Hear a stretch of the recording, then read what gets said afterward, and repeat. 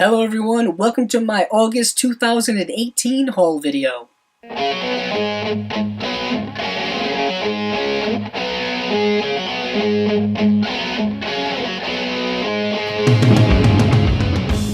Welcome back everyone to another haul video.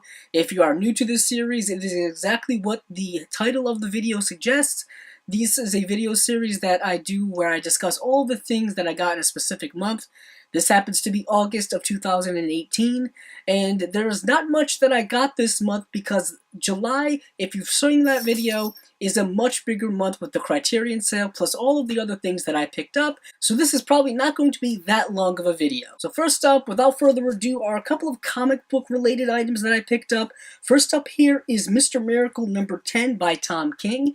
If you are familiar with the video I did before where I believe I showed off the first 9 issues out of a 12-issue maxi series, this is number 10, and as you can see, this is Darkseid here on the cover. This is a fantastic series. If you are not into collecting individual comics and you are waiting for the trade, I highly recommend buying the trade when it comes out in a couple of months because it is fantastic. And next up here is Supergirl number 21.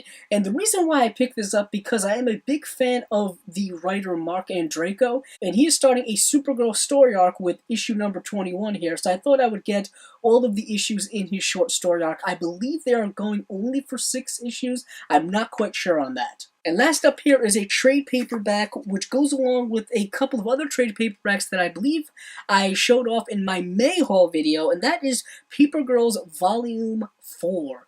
This is the current most recent release of volumes from Paper Girls. I believe Volume 5 is coming out in a couple of months, and I'll definitely be picking up that. I picked up 2 and 3 back in May, so this goes along right with those, and this is a fantastic series by writer Brian K. Vaughan. If you are not familiar with his work, I highly recommend checking it out.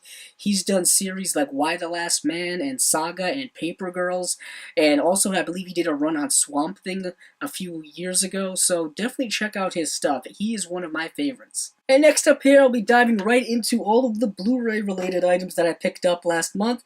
First up here is Ash vs. Evil Dead, the complete 3rd season, but it is the Best Buy exclusive Steelbook edition.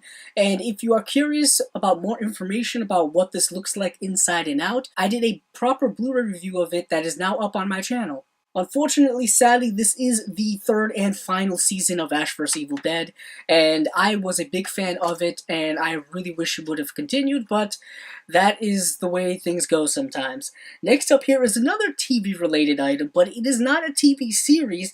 It is the Veronica Mars movie on Blu-ray, which I had not had in my collection, but I was a big fan of Veronica Mars and still am. When I first started collecting television series and movies, probably around 2007, Veronica Mars, I believe, had just wrapped up its 3rd season, so I quickly picked up all of the DVDs that were available at that time, and it was one of the first things I ever added to my TV on DVD collection. Next up here is a David Lynch film that is put out by Shout Factory and is part of their Shout Select line, and that is Wild at Heart.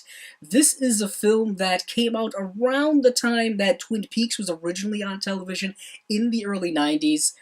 This is a film that stars Nicolas Cage and Laura Dern. This is a great film. If you love David Lynch, this is something I think you have to have in your collection in any way possible. This is a film that was actually available on Blu-ray through Twilight Time a few years ago, but that Blu-ray sold out very quickly, so I'm very glad that Shout Factory picked up the licensing and put this one out.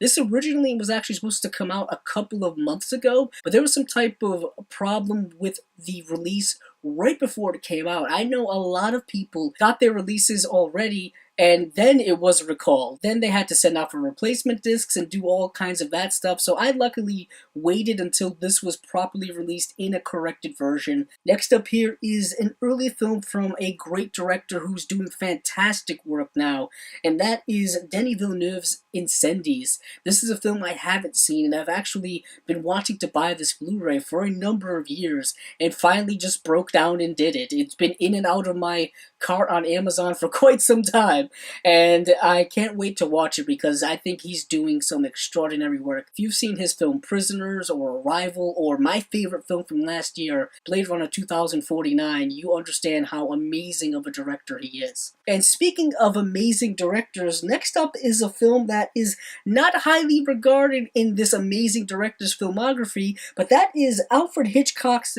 Under Capricorn. This is a film that stars Ingrid Bergman, Joseph Cotten. This is a film that had not been released even on DVD here in the United States. It was sought after, at least by me, for quite a few years, and luckily, finally, Kino Lorber decided to release it on Blu-ray, and it is not one of Hitchcock's best films, but it is a film that I needed to add to my collection because I am a completist. Next up here is probably one of the biggest, if not the biggest film of the year, definitely when it comes to the box office, and that is Avengers Infinity War, and this is the 4K UHD release.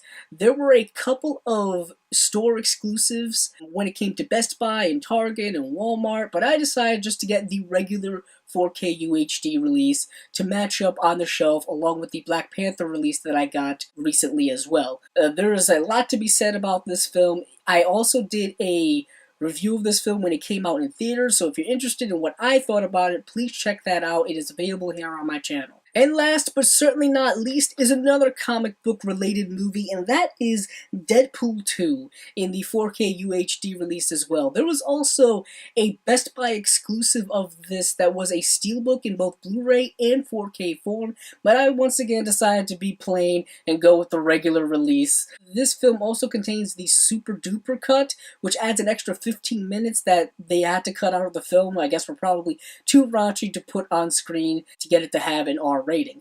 But this was a very fun, very entertaining film. Once again, I did a full movie review when it came out in theaters a few months back, so please check that out as well. So that has been all the things I picked up in August of 2018. Like I said earlier, it is not a big month when it comes to a lot of the things I picked up. I'm still recovering from all the Criterions I picked up in July. If you're interested in seeing anything in any more depth, please let me know. I will either discuss it in the comments below or do a full review. So once again, if you like this video, please check out the other videos on my channel.